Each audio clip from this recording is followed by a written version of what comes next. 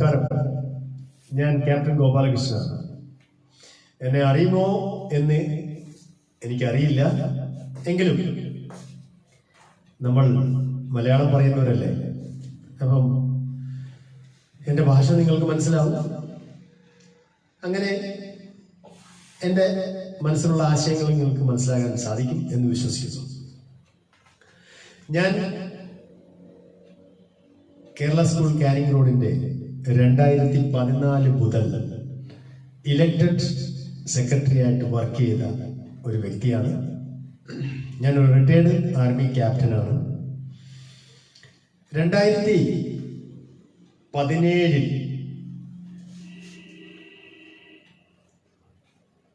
ഒരു കാരണവുമില്ലാതെ എന്നെയും എൻ്റെ കമ്മിറ്റിയെയും പുറത്താക്കിയ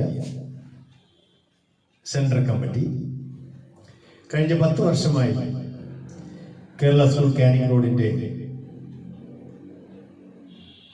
ഭരണ ഭാരവാഹിത്വം വഹിച്ചു വരുന്നു. അതിനെന്തുമാത്രം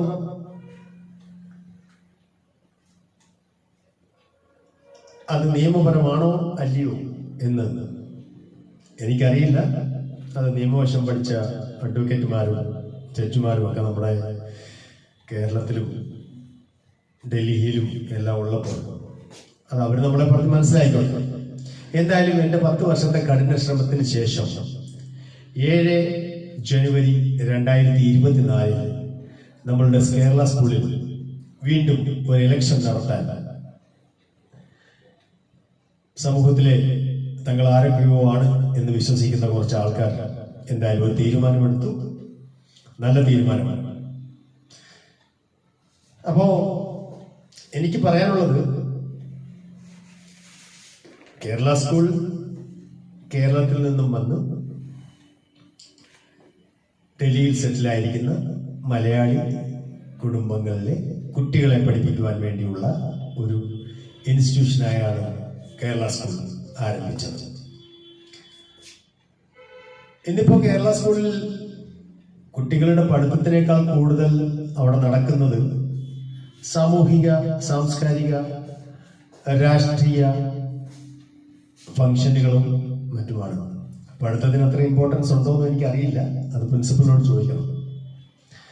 എന്തായാലും നമ്മുടെ സ്കൂളിന്റെ ഉന്നമനത്തിനായി പ്രവർത്തിച്ചിട്ടുള്ള എന്നെ നിങ്ങൾക്ക് കാണാൻ കഴിയും. 2014 മുതൽ 2017 ജനുവരി വരെ ഞാനും എൻ്റെ കൂടെ ഇലക്റ്റായി വന്ന മെമ്പേഴ്സും കൂടി ചെയ്തു വെച്ച എല്ലാ നല്ല കാര്യങ്ങളിൽ നിന്നും നിങ്ങൾക്ക് വേണമെങ്കിൽ ഞാൻ കൈ ചൂണ്ടിക്കാണിക്കാം. പാകിസ്ഥാനിലെ സ്കൂൾ ആക്രമണത്തെ തുടർന്ന് നമ്മുടെ ഡൽഹിയിൽ സർക്കാർ നിർദ്ദേശിച്ച പ്രകാരം 9 അടി പൊക്കമുള്ള മതിലുകളും സെക്യൂരിറ്റി ഫെൻസും ഒരു സെക്യൂരിറ്റി ലൂപ്പ് ഹോളും ഇല്ലാതെ ഒരു എൻട്രി ഗേറ്റും വേണമെന്ന ആദേശം ആദ്യമായി പാലിച്ചത് കേരള സ്കൂൾ കാനിങ് റോഡാണ്. അതും ഞാൻ സെക്രട്ടറി ആയിട്ട് ഇരുന്നപ്പോഴാണ്. അതുപോലെ തന്നെ സ്കൂൾ അങ്കണത്തിൽ ഒരു സ്റ്റേജ് കുട്ടികളുടെ പ്രോഗ്രാം നടത്താൻ, വെയിൽ കൊള്ളാതെ അവർക്ക് അവരുടെ പ്രോഗ്രാം പെർഫോം ചെയ്യാൻ അതും നടത്തിവെച്ചത് ഞാനിരുന്ന സമയത്ത് ഭരണസമിതി തന്നെയാണ്. സ്മാർട്ട് എഡ്യൂക്കേഷൻ extramarks.com അത് കേരള സ്കൂളിൽ പ്രാബല്യത്തിലാക്കിയത് കേരള സ്കൂൾ കാനിങ് റോഡാണ് ആദ്യമായി. അതും ഞാൻ സെക്രട്ടറി ആയിട്ടുള്ള സമയത്താണ്.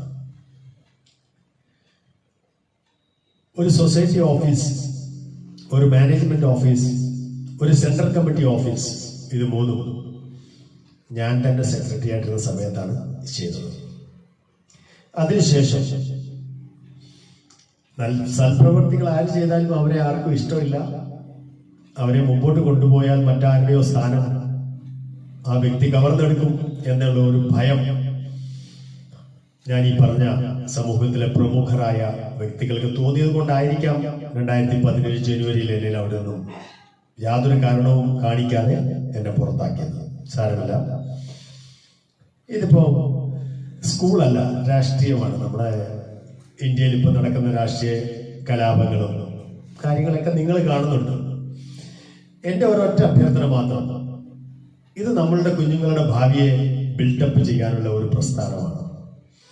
ഇതിനെ ഒരു കാരണവശാലും ഒരു സമൂഹത്തിനോ ഒരു പാർട്ടിക്കോ ഒരു സമുദായത്തിനോ ഒരു സംഘടനയ്ക്കോ കയ്യേറാനുള്ള അവകാശം നിങ്ങൾ കൊടുക്കരുത്.